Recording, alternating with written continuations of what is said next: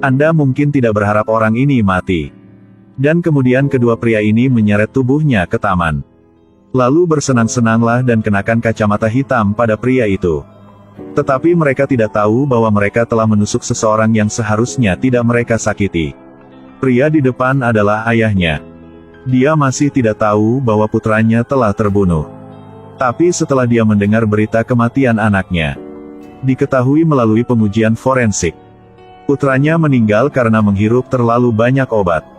Niels terkejut setelah mendengar itu. Dia dengan cepat menjelaskan kepada polisi. Anak tirinya tidak akan bisa menyentuh hal seperti itu. Tapi buktinya pasti. Dan polisi tidak akan melanjutkan penyelidikan. Niels patah hati ketika dia sampai di rumah. Putranya meninggal secara tragis dan tidak ada tempat lagi untuk mencari keadilan. Dia hanya ingin bunuh diri dan pergi bersama putranya. Tepat ketika dia akan menarik pelatupnya, mantan kolega putra saya tiba-tiba muncul. Dia menjelaskan kepada Niels apa yang terjadi. Kemarin, Juni mencuri paket pengedar narkoba. Setelah ditemukan dia diburu. Dan putra Niels harus bekerja lembur. Kemudian keduanya dibawa pergi bersama-sama. Di jalan, mereka menyuntik putra Niels dengan racun dalam jumlah besar. Juni mengambil kesempatan untuk melompat keluar dari mobil untuk menghindari kecelakaan. Pengedar narkoba yang menyeret putranya menariknya ke taman 2 hari kemudian. Dan kemudian Niels marah ketika dia mendengar itu. Segera tanyakan lokasi para pembunuh. Tepat setelah itu, Niels melihat si pirang di lift. Beritahu pihak lain tujuan perjalanan ini. Si pirang mengatakan itu tidak ada hubungannya dengan dia. Dan menyarankan Niels untuk tidak mendapat masalah. Jika tidak, pirang akan memberinya peluru. Tapi 2 detik kemudian,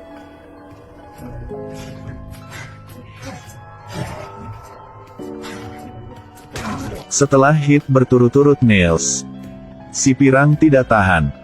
Dan memberitahu keberadaan seorang pria bernama Lassie. Katakan dia hanya melakukan tugas untuknya. Setelah mengkonfirmasi identitas Lassie, Niels mencekik pirang dengan tangannya. Lalu membungkus tubuhnya dengan baja. Langsung lempar dia untuk memberi makan ikan. Setelah pulang, Niels bersiap untuk serangan balas dendamnya yang kejam. Karena siapa yang berani menyentuh keluarga Niels, orang itu akan membayar 10 kali lipat dari harga yang mereka timbulkan. Pasti berakhir buruk. Pria menggergaji pistol dengan gergaji besi untuk membuat senjata kecil. Karena kecil dan sangat nyaman untuk dibawa. Kemudian, dia mengikuti petunjuk dan pergi ke toko pengantin. Tapi bos licik itu menyadari bahwa Niels adalah orang jahat. Jadi dia mengambil kesempatan untuk menemukan penguasa. Dan segera mengambil pistol. Lalu dia menembak langsung ke Niels. Tetapi karena gugup, itu tidak mengenai Niels. Sebagai gantinya, dia dipukuli ke tanah oleh Niels. Bosnya takut dan buru-buru keras kepala. Dia juga berharap Niels akan membiarkannya pergi. Niels memikirkannya sebentar. Lalu bungkus tubuh dengan kawat berduri dan buang ke jurang. Niels mengikuti perjodohan untuk mengetahui lokasi pembunuh ketiga. Dia dengan cepat mengendarai bajak salju di depan musuh.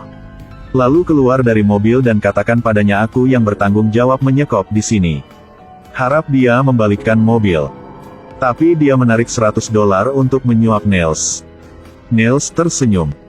Dan kemudian memukulnya keluar dari mobil. Tapi pembunuh ketiga ini keras kepala dan tidak mengatakan sepatah kata pun. Dan menertawakan Niels. Dan dia bahkan tidak memiliki kekuatan untuk melawan semua orang.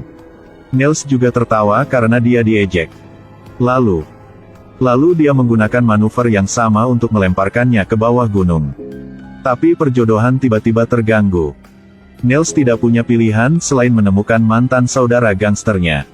Dan periksa situasinya darinya. 3 orang yang pernah ditangani Niels sebelumnya adalah bawahan dari raja obat bius lokal bernama Viking. Kakak Niels menasihatinya. Jangan main-main dengan pria kejam ini. Jika tidak, keluarga Niels akan menderita bersamanya. Tapi Niels mengatakan dia tidak pernah melakukan kesalahan dalam balas dendamnya. dan bersumpah untuk memotong orang-orang ini menjadi beberapa bagian. Viking di sisi lain juga menyadari ada yang tidak beres. 3 junior meninggal dalam 3 hari. Dia pikir ada kelompok yang ingin menghadapinya.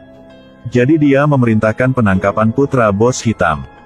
Kemudian, satu tembakan mengirimnya ke surga. Gantung tubuh di rambut jalan yang menonjol. Taipan kulit hitam menyaksikan kematian tragis putranya. Dia bersumpah tidak membalas dendam, bersumpah untuk tidak menjadi manusia. Di sini teman melihat Niels balas dendam, jadi temukan dia sebagai pembunuh profesional.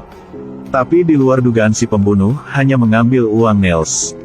Kemudian segera menjualnya ke Viking dengan harga 3 kali lipat dari harga sewa Niels. Viking membenci orang yang tidak menepati janjinya. Jadi saya membiarkan bawahan saya berurusan dengan si pembunuh secara langsung. Dan menemukan saudara laki-laki Niels.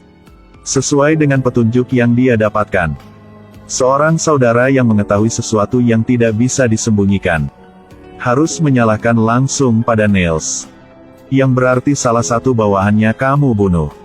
Semuanya akan berakhir.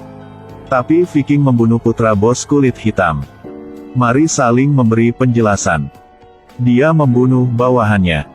Dan biarkan seorang junior di pintu menundukkan kepalanya dan meminta maaf kepada bos gangster. Bos gangster mengira dia melihatku sebagai orang idiot dan berkata, "Jika Anda membunuh anak saya, Anda akan membayar dengan hidup Anda. Tidak perlu mengatakan lebih banyak." Dia langsung membunuh junior yang baru saja datang untuk bernegosiasi. Kemudian, mereka mengirim orang untuk menargetkan putra Viking. Seperti yang semua orang tahu, Niels juga mengawasi putra Viking. Sepertinya perang akan segera pecah. Niels menargetkan putra seorang raja obat bius Viking. Mereka tidak menyangka akan dilihat oleh geng gangster lain. 2 kaki tangan lainnya dengan cepat mengejar. Tapi mereka tersingkir oleh pengalaman mereka. Setelah mendengar bahwa anaknya diculik, Viking menjadi gila sekarang. Dia dengan cepat menyimpulkan bahwa bos gangster mengirim seseorang untuk melakukannya. Viking secara pribadi akan mengambil tindakan dan mengalahkan gangster ini. Dan Niels di sini tidak menakuti anak itu.